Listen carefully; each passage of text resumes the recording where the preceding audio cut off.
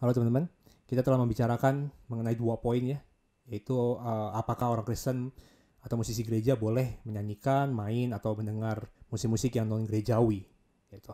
Nah kita melihat yang pertama, poin yang pertama adalah bahwa memang bakat, talenta, kemampuan manusia dalam bermain musik, dalam berseni itu adalah pemberian juga dari Roh Kudus.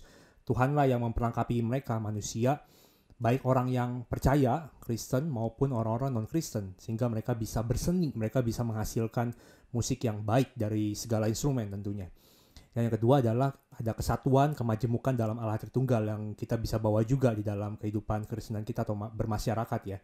Bahwa memang ada musik-musik yang rohani, musik-musik gerejawi yang dipakai untuk menyembah Tuhan, tapi juga ada musik-musik yang non gereja, dan dua-duanya kita bisa terima. Musik-musik yang non gereja yang tidak bertentangan dengan kekristenan, tidak bertentangan dengan firman Tuhan, kita bisa terima keduanya sehingga hidup orang Kristen itu menjadi indah gitu, karena ada kesatuan dan juga ada kemajemukan, kita terima keduanya untuk hal-hal yang seperti bermusik ini. Nah, sekarang kita masuk yang ketiga. Nah, yang ketiga adalah mengenai keberdosaan manusia, saudara. Bahwa manusia ini memang sudah jatuh ke dalam dosa, dan dosa itu merusak atau mendistorsi ya, membuat polusi di semua faculties kehidupan kita, semua aspek ya, jiwa, pikiran, hati, orientasi hidup. Nah, apa yang biasa disebut, saya pinjam istilah dari pendeta Yakub Susabda ya, yaitu adalah psychological realities manusia gitu. Jadi aspek-aspek psikologis manusia ya, pikiran, jiwa, orientasi hidup, hati itu udah tercemar oleh dosa semua. Bahkan yang biological hidup kita pun semua udah tercemar oleh dosa gitu.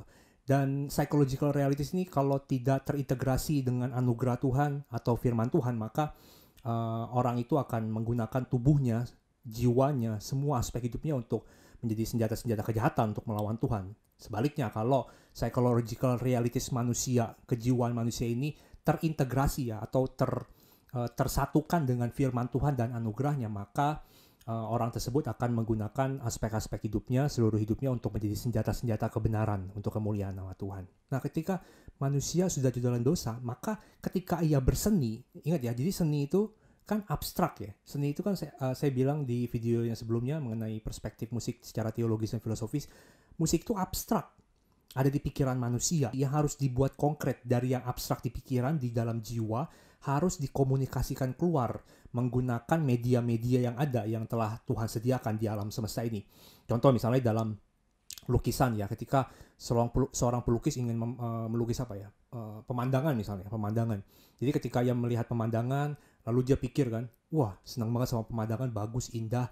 Akhirnya dia menyediakan kuas, cat air berbagai warna, lalu ada kanvasnya gitu. Nah, apa yang dipikirkan tadi digabungin dengan media-media yang ada, terus dilukis ya kan, dilukis, jadilah sebuah seni. Sama dalam musik juga sama gitu. Jadi ketika ada nada-nada ya kan, udah Tuhan sediakan ada nada-nada, ada apa namanya, sistem-sistem matematika di dalam musik itu juga kan, ada matematikanya gitu, Pitagoras dan sebagainya yang invent coba ya, yang coba invent waktu itu. Nah, memikirkan kan, musik dipikirkan oleh seniman, dipikirkan dia melihat alam bagus, dia jatuh cinta, dia melihat pegunungan, dia lihat lautan yang begitu indah, dia melihat mungkin keadaan masyarakat yang korupsi banyak. Akhirnya dia menggunakan pikirannya untuk membuat musik dan menggunakan materi-materi media-media sehingga menjadi sesuatu yang konkret, lewat drum, lewat piano gitu, lewat gitar.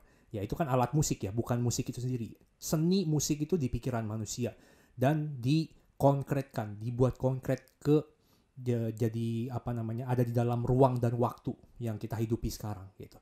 Nah, jadi ketika manusia membuat seni itu, maka memang tanpa sadar memang harus kita akui ada unsur juga, ada unsur keberdosaan manusia juga yang ikut di dalam situ. Pasti ada. Memang pasti ada gitu. Dan sehubungan dengan itu juga di dalam kesenian ya, dalam berseni atau bermusik itu ada paling nggak ada 3 syarat ketika orang itu ingin menilai atau melakukan kritik seni ya, penilaian terhadap seni. Kalau belajar filsafat seni paling nggak ada 3 ya. Harus ada senimannya ya, pastilah ada senimannya ya dengan karyanya. Lalu ada pendengarnya. Jadi ada orang-orang yang menerima seni itu, barang seni, lalu mengakui. Ada yang ketiga juga adalah ada komunitas seni, seperti lembaga kesenian. Kita di Indonesia punya banyak lembaga-lembaga seni ya. dari kritikus, dari pengamat, ada yang apresiasi musik gitu, apresiasi seni gitu. Harusnya 3 itu, ya kan? Karena nggak ada seniman yang terisolasi ya. Kayaknya nggak ada ya seniman tuh yang berseni demi seni itu sendiri ya. Jarang lah ya, jarang ada.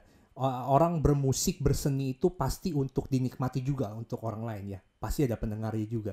Karena untuk mengakui dia adalah seniman dan karya seni itu adalah karya seni yang baik atau buruk, itu kan harus ada pendengarnya yang menilai. Dan ada lembaga untuk menilai, untuk mengapresiasi karya seni tersebut, musik tersebut. Jadi ada pendengarnya gitu. Kalau misalnya Mas Erwin Gutawa tuh musisi yang hebat di Indonesia, kan bukan cuman karena Mas Erwin Gutawa itu memang hebat, jago gitu dalam compose, arranger gitu. Tapi kan karena ada pengakuan, dia disebut seniman musisi yang bagus, yang jago, karena ada pengakuan juga kan. Kita dengar karyanya, kita dengar orkestranya, kita bilang, wah ini luar biasa sekali. Ya ada pengakuan, pasti ada keterarahan kepada orang lain. Nah, berhubungan dengan dosa tadi, maka si pendengar tadi udah senimannya juga berdosa menghasilkan karya seni yang juga ada unsur-unsur dosanya pasti ya, ada polusinya gitu. Nah, sama penerimanya juga orang-orang yang berdosa, saudara. Makanya orang yang berdosa itu menggunakan musik itu terkadang untuk hal-hal yang buruk. Karena penerimanya juga ada orang berdosa kan, pikirannya, hatinya gitu. Menggunakan musik itu untuk hal-hal yang buruk juga. Ada orang-orang yang kosong hidupnya gitu ya. Makanya orang itu bisa narkoba, orang itu bisa ini. Karena ada kekosongan kan dalam hidupnya. Orang itu bisa narsis. Karena ada sesuatu psychological realities manusia itu ada yang salah karena dosa itu. Makanya dia memanifestasikan keberdosaan itu lewat apapun, lewat uang, lewat pekerjaan, lewat harta, lewat musik sekalipun gitu. Jadi alatnya tuh banyak. Musik itu hanya media untuk memanifestasikan dosa manusia. Makanya kalau kita lihat musik rock atau musik apa gitu ya, sering diidentikan dengan keberdosaan ya. Jadi orang minum-minum di diskotik gitu ya, konser rock yang metal yang tidak baik ya, obat-obatan itu diidentikan dengan musik tertentu gitu. Iya, karena keberdosaan manusia mengambil bentuknya di dalam melalui media-media yang ada, apapun itu. Dia memanifestasikan dirinya dengan media apapun. Termasuk salah satunya adalah musik. Jadi ngerti ya, saudara? Jadi intinya adalah gini loh, yang saya mau tunjukkan adalah jangan salahkan musik itu sendiri gitu. Jangan musik non gerejawi nggak boleh denger. Bukan, permasalahannya bukan soal musiknya itu, tapi di belakangnya itu siapa yang buat musik atau karya seni itu adalah manusia-manusia yang memang berdosa, yang harus diubahkan gitu. Ada pikiran, ada filosofi. Kalau orang itu ateis ya, menentang Tuhan, maka ciptaan karya seninya juga akan juga ada ada unsur-unsur melawan Tuhan itu. Jadi permasalahannya bukan cuma musik itu sendiri, tapi di balik itu semua ada siapa? Itu ada filosofi manusia yang berdosa yang membuat karya seni itu dan juga menerima karya seni itu dan memakainya untuk hal-hal yang buruk. Ya, jadi kita tidak bisa menyalahkan musik begitu saja ya, karena kalau mau fair sebenarnya kita juga tidak boleh pakai genre tertentu yang ada di baliknya itu mengenai dosa, ada unsur keberdosaannya. Misalnya rock ya, kenapa gereja pakai musik rock tetap hari ini? Tahu nggak rock itu muncul dari mana? Tahun 60-an rock itu sangat berkembang, sangat populer ya di Amerika. The Beatles masuk, Rolling Stones masuk, dan sebagainya. Lalu ada pemberontakan kaum hippies ya kan, rock itu berhubungan dengan pemberontakan kaum hippies yang memberontak ya terhadap budaya gitu, karena juga nanti ada pengaruh perang Vietnam, juga ada komunisme dan sebagainya gitu. Jadi rock itu punya konotasi keberdosaan, saudara. Rock itu ya kenapa dipakai rock and roll sebagai tahun 50-an. Jazz juga sama. Jazz itu punya konotasi yang buruk, seks gitu ya, ada konotasi mengarah ke seks, ada pemberontakan gitu. Bukan dari gereja. Jazz itu muncul dari Red District, dari tempat-tempat prostitusi di New Orleans di awal abad 20 gitu. Jadi kalau mau fair nggak boleh pakai musik jazz sebenarnya.